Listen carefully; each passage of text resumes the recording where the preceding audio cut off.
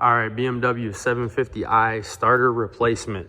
So they say you got to take a bunch of this stuff out, and it's supposed to be hours upon hours of hours to do it. I disagreed. I did a little bit of research on the internet and found that there is a method to do so where you don't have to.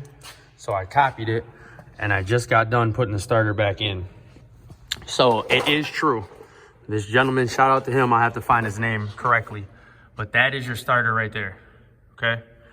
If you drop the subframe bolt here, leave that one in there, but drop it.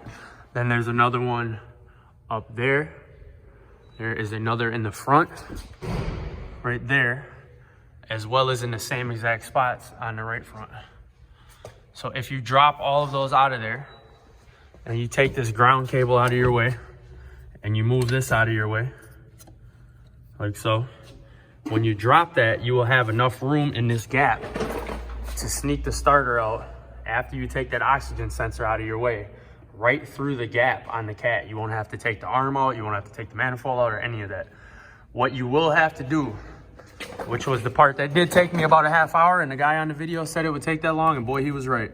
There's a heat shield, there's a 10 mil right there, which you really can't see, but it's right there.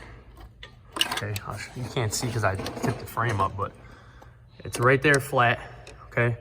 Then there is studs that you can see through here that it went on. And the studs are built on the starter up in here. Now what you're gonna have to do is take those 3 10 mils off. Let's see if I can show you that stud. There it is. You need to take those 10 mils off. There's gonna be 2 that actually are built onto the starter. So the studs are part of the starter. You're gonna have to unfold that heat shield, but not too much because you need to get it back on there. You're gonna have to sneak out the heat shield first through here after you drop your frame, and then you'll have enough room to get the starter out. It's not just gonna fall right out of there.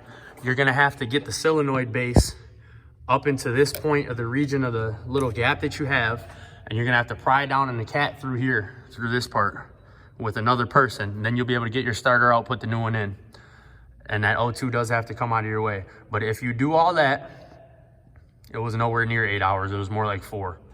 It probably would have been quicker than that, but this particular Beamer has been sitting in the back of someone's yard for like 7 years, hence all the surface rust and stuff.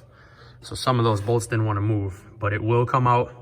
Take your time, and that's all you really have to do. Move that too if you really want to. It'll help you out a little bit.